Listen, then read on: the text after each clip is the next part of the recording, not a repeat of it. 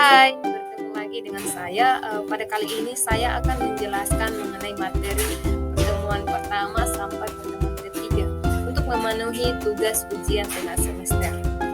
Jangan lupa saksikan video berikutnya.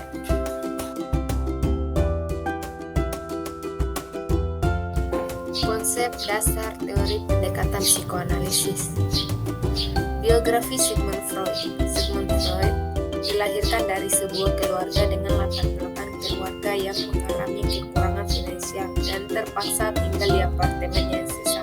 Orang tuanya berusaha keras supaya Freud bisa mengembangkan kemampuan intelektualnya, tetapi pilihan karirnya terhambat karena dia keturunan orang Yahudi. Freud memilih ilmu kedokteran dan di umur 26 tahun Freud mendapatkan gelar dokternya di Universitas Vienna. Hakikat manusia. Pandangan mengenai sifat manusia dari aliran Freud yang dijelaskan gelar Freud bahwa sifatnya sudah ditentukan oleh kekuatan yang tidak rasional. Freud juga menjelaskan mengenai insting kematian yang memunculkan dorongan yang agresif. Freud memandang baik dorongan seksual dan agresif adalah penentu kuat mengapa orang bertindak seperti yang mereka lakukan. Pada dasarnya, semua manusia sudah memiliki potensi dalam dirinya sendiri sejak lahir. Struktur kepribadian manusia. Freud berpendapat bahwa kepribadian merupakan suatu sistem yang terdiri dari 3 unsur, yaitu id, ego, dan superego. Freud menyebutkan inti kepribadian yang belum tercermar ini sebagai id. Id berisikan motivasi dan energi psikis dasar yang sering disebut sebagai insting. Id bekerja berdasarkan tuntunan prinsip kesenangan. Maksudnya id bertujuan hanya untuk memuaskan hasratnya dan dengan itu mengurangi ketegangan dalam diri. Sebagai contoh, bayi terdorong untuk menyisa, mendapatkan kesenangan dan bersantai. Perilaku bermasalah pada pendekatan psikoanalisis, di mana dalam pandangan Freud, pengalaman masa kanak-kanak sangat mempengaruhi pola kehidupan hingga dewasa. Jika sejak masa kanak-kanak selalu menekankan pengalamannya dan dimasukkan ke alam bawah sadar, maka pada suatu saat pengalaman itu akan dimunculkan ke alam sadar. Jika individu dapat menyalurkan keinginan secara wajar, yaitu dengan keberadaannya dalam pengendalian ego yang rasional dan sesuai dengan realitanya, maka gangguan tidak terjadi dan individu akan menjadi sehat. Peran konselor dan konseling. Pertama, konselor dalam proses konseling memiliki peran utama dalam membantu klien untuk mencapai kesadaran diri, ketulusan hati, dan hubungan pribadi yang lebih efektif dalam menghadapi kecemasan atau permasalahan yang dialami melalui cara-cara yang realitas atau nyata. Yang kedua, seorang konselor harus dapat membangun hubungan yang baik dengan klien sehingga dapat melakukan kegiatan mendengarkan dan menafsirkan. Proses dan tahapan konseling. Secara umum, proses konseling terdapat 3 tahapan, yaitu tahap awal, tahap inti, dan tahap akhir. Di mana tahap ini terjadi mulai sejak klien menemukan konselor hingga berjalan sampai konselor dan klien menemukan masalah klien. Proses konseling juga dijelaskan bahwa dengan menggunakan gabungan antara psikoseksual dan psikososial, yang mana konselor memiliki kerangka kerja yang tersusun untuk dapat memahami masalah-masalah perkembangan jika masalah tersebut muncul pada saat proses terapi. Teknik konseling pada pendekatan psikoanalisis. 1. Mempertahankan kerangka analis, di mana mengacu pada seluruh prosedur dan faktor statistis seperti anonimitas analis, regulation dan konsistensi, pertemuan dan ketepatan waktu untuk memulai dan mengakhiri sesi. Salah satu karakteristik yang paling menonjol dari terapi yang berorientasi pada psikoanalisis adalah bahwa kerangka yang konsisten pada hakikatnya adalah sebuah faktor terapis, sama dengan level emosional untuk menyusui dari seorang bayi. 2. Asosiasi bebas. Dijelaskan bahwa klien meninggalkan cara berpikir yang biasa melakukan sensor pikiran, yang mana dilakukan adalah mengatakan apa yang muncul dalam pikiran walaupun kelihatannya aneh, irasional, atau tidak sesuai berdasarkan akal yang sehat. menggelihkan atau menyakitkan. Dengan cara ini, id diminta untuk dapat berbicara sedangkan ego tinggal diam.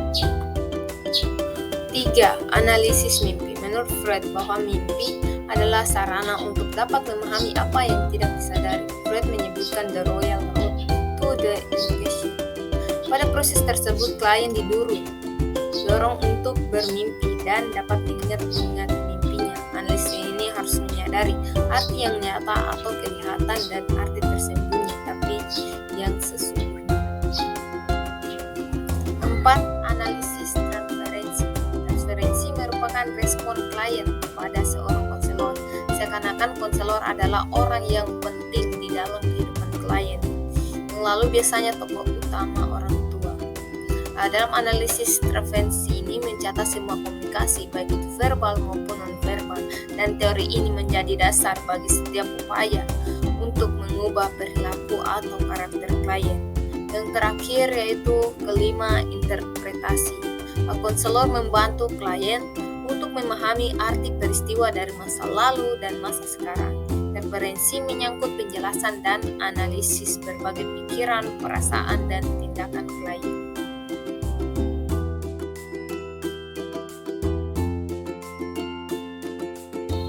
Konsep dasar pendekatan teori Adlerian. Konsep yang dikembangkan oleh Adler memiliki perbedaan yang substansial dengan teori Freud. Adler yang berlatar belakang pendidikan dokter kemudian mengembangkan suatu teori yang lebih spesifik yang disebut psikologi individual. Teori Adler ini sangat menekankan peran ego dan kontekstualitas sosial dalam gerakan dinamika kehidupan manusia. Tujuan pendekatan Adlerian. Pendekatan Adlerian memiliki tujuan dijelaskan Glading dalam Sulaiman dan Nuryono untuk membantu siswa mengatasi gaya hidup yang salah, yaitu pertama, mengubah gaya hidup yang salah, 2, mengurangi keadaan inferior konseling, 3, meningkatkan minat sosial konseling, dan 4, frontier mekanisme superioritas. Peran dan fungsi konselor konseli dalam Peran konselor berdasarkan pendekatan Adlerian, yakni sebagai seorang pendidik, mengembangkan minat sosial dan mengajar konseling tentang cara-cara memodifikasi gaya hidup, perilaku, dan tujuan. Fungsi konselor membantu individu menyatakan perasaan sakit disebabkan perilaku individu yang ditimbulkan dari kesalahan logikanya yang keliru, yang diwujudkan melalui konseling kelompok. Pendekatan Adlerian, hasil yang ingin dicapai yakni kesadaran individu terhadap kesalahan logika dan perasaan sakit yang keliru. Fungsi utama dari terapi ini dapat membuat penilaian yang koherensi dan fungsi klien. Proses dan tahapan konseling. 4 tahapan yang menjadi ciri dalam terapi Adlerian, yaitu pada fase pertama awal melibatkan pembentukan hubungan terapeutik. Fase kedua melibatkan penggunaan wawancara semi terstruktur dan ukuran standar untuk menilai gaya hidup klien dan konseling. Fase ketiga itu membantu konseling dalam membangun kesadaran yang lebih dalam berbasis intuisi dari logika pribadi mereka sehingga perubahan perilaku dapat diimplementasikan. Fase terakhir itu keempat untuk membantu konseling dalam memprioritaskan kembali diri mereka dari posisi disfungsional dalam hidupnya ke tujuan hidup yang sehat dan bermakna secara individu dengan mewujudkan minat sosial. Teknik konseling pada pendekatan Adlerian. Konseling Adlerian distruktur seputar 4 sasaran sentral yang berhubungan dengan 4 fase proses terapi, yaitu membangun hubungan, eksplorasi dan analisis, mendorong pengertian dan pemahaman diri, dan membantu prioritas dan perubahan.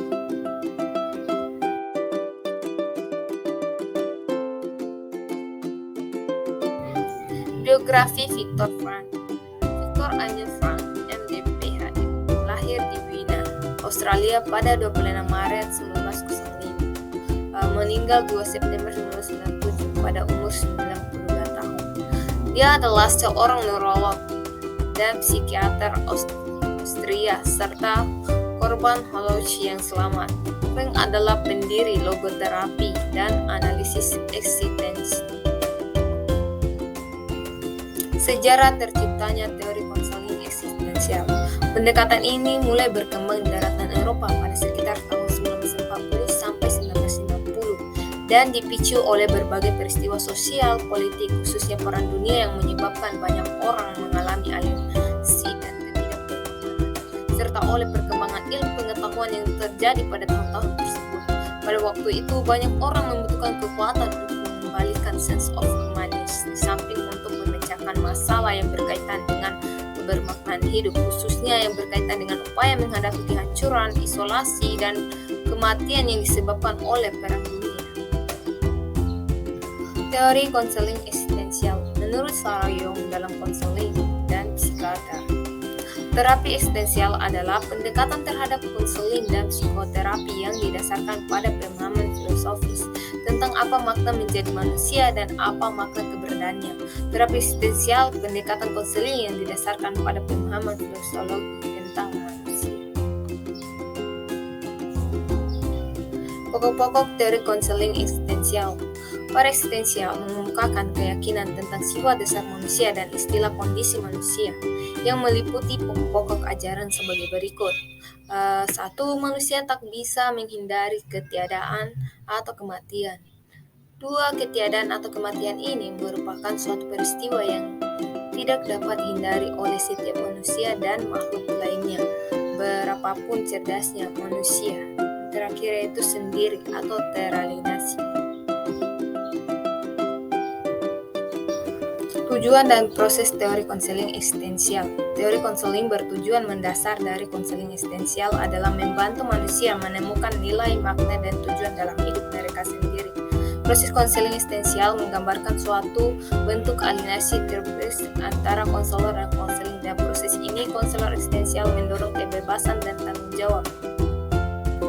Kontribusi dan kritik teori konseling eksistensial. Salah satu keterbatasan eksistensial adalah bahwa pendekatan ini kurang memiliki struktur dan arahan yang tegas. Kelebihan yang dapat diidentifikasi dari eksistensial mungkin berakar pada fakta teoretik bahwa eksistensial bukan merupakan suatu mode pendekatan dalam konseling, tetapi lebih sebagai suatu mode filosofi perkembangan manusia yang dapat dimasukkan ke dalam sistem perlakuan atau tersendiri. Pandangan Victor tentang hakikat manusia. Kebebasan pada manusia diandaikan dengan adanya tanggung jawab, bukan semata-mata sebagai suatu pelarian atau eksploitasi dari suatu. Dengan adanya kebebasan, maka manusia memungkinkan untuk memilih dan memutuskan sesuatu yang bermakna untuk dirinya yang unik. Ini berarti memungkinkan seseorang memperoleh kehendak akan makna yang merupakan suatu motivasi fundamental untuk memperoleh hidup yang bermakna. Struktur kepribadian dalam teori Viktor Frankl. Teori tentang kodrat manusia yang berasal dari logoterapi dibangun atas 3 tiang, yaitu kebebasan, kemampuan akan arti, dan arti kehidupan. Frank sangat menolak pendirian dalam psikologi dan psikiater yang memberikan ciri pada kondisi manusia sebagai yang ditentukan oleh insting biologis dan konflik masa kecil. Manusia mempunyai kebebasan spiritual untuk menentukan sikap terhadap keadaan dan nasib. Peran konseling dan konselor dalam teori Viktor Frankl. Dalam logoterapi, konseling mampu mengalami secara subjektif persepsi tentang dunianya. Dia harus aktif dalam proses terapeutik sebab dia harus memutuskan ketakutan, perasaan berdosa, dan kecemasan apa yang akan dieksplorasi. Konseling dalam terapi ini terlibat dalam pembentukan pintu diri sendiri. Pengalaman sering menakutkan atau menyenangkan, dan gabungan dari semua perasaan tersebut.